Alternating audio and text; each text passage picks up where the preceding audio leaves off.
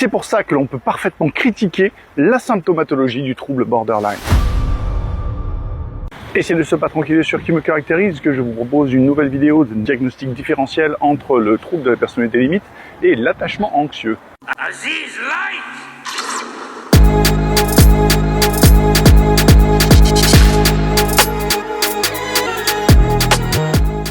On entend beaucoup parler sur les réseaux sociaux, le trouble de la personnalité limite, bien connu sous le nom de borderline, est souvent confondu avec le trouble de l'attachement anxieux. Mais alors, pourquoi? On rentre immédiatement dans le vif du sujet avec un petit tableau comparatif du diagnostic différentiel entre le TPL et l'attachement anxieux. Bien évidemment, cette liste n'est pas exhaustive, commençant par les points communs dont certains sont redondants. D'abord et peut-être la plus importante, la peur intense de l'abandon, qui va aller de pair avec une difficulté à se retrouver seul, mais également besoin constant de réassurance. Attention, côté du TPL, vous avez souvent quelqu'un qui va chercher à tester le lien, à pousser l'autre à bout pour savoir si il va résister ou non. L'anxiété forte dans la relation chez un trouble de la personnalité limite va se globaliser à l'ensemble des relations, alors que dans le cas d'un attachement anxieux, elle se cantonne généralement à la relation romantique. Enfin, nous allons retrouver dans les deux tableaux cliniques une estime de soi qui n'est pas autonome. C'est pour ça qu'il y a écrit qu'elle dépend de la présence de l'autre. En gros, je ne sais qui je suis que quand tu es là. Regardons maintenant la symptomatologie de l'attachement anxieux uniquement, avec une peur centrée principalement sur le partenaire actuel et non pas une généralisation à l'ensemble des relations. L'identité relativement stable chez une personne atteinte seulement d'attachement anxieux et non pas de trouble de la personnalité limite, encore que nous pouvons la formuler une objection. Parmi les critiques possibles, notamment celles sur le trouble de la personnalité limite et les traits cliniques qui y sont associés, il y a la fameuse instabilité d'identité. Mais dans ce spectre, lorsqu'une personne réalise qu'elle a un trouble de la personnalité limite et que l'instabilité fait partie de ce trouble, alors elle constate que l'instabilité est chez elle une constance. C'est comme la permanence de l'impermanence. Les émotions instables vont être éliminées par la réassurance quand nous sommes dans un trouble anxieux, mais dans le cas d'un trouble de la personnalité limite, là, l'instabilité et le doute persistent.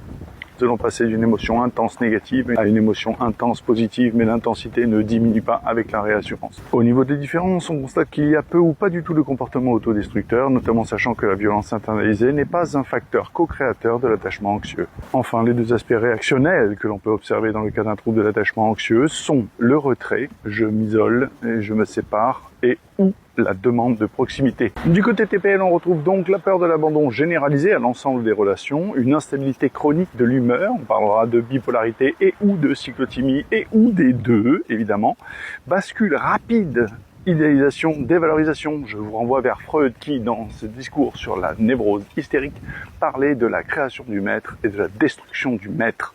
Des comportements impulsifs et autodestructeurs fréquents avec scarification, tatouage, piercing, automutilation, abus de substances, hypersexualité, comportements dangereux et j'en passe. La colère explosive va donner lieu à de la violence externalisée avec des cris, de l'agression physique ou bien casser le mobilier ou les éléments précieux de la maison, mais aussi de la violence internalisée. Comme nous venons de le voir, les comportements autodestructeurs peuvent être également quelque chose qui revient dans le corps. Ce qui est également délicat, c'est de ne pas pouvoir parler de comorbidité entre un TPL et un trouble d'attachement anxieux, car nous avons compris que le trouble de la personnalité limite inclut les symptômes de l'attachement anxieux. Mais cet attachement anxieux, comment se met-il en place ? Eh bien, comme beaucoup, tout se joue dans l'enfance, et c'est lorsque une figure d'attachement parental est émotionnellement instable, parfois disponible, parfois non, parfois réagissant avec écoute, parfois en castrant l'évocation de ses émotions. L'enfant ne sait jamais sur quel pied danser et ne sait pas si ses besoins affectifs, émotionnels, psychologiques, de sécurité, même physiques, vont être comblés par cette figure d'attachement parental, ce qui va engendrer à l'âge adulte et après la puberté un attachement anxieux. Je vous remercie d'avoir suivi cette vidéo jusqu'au bout. Je vous retrouve tous les soirs de la semaine du lundi au vendredi autant que faire se peut pour essayer de répondre au plus grand nombre de vos questions de 20h à 22h. À bientôt.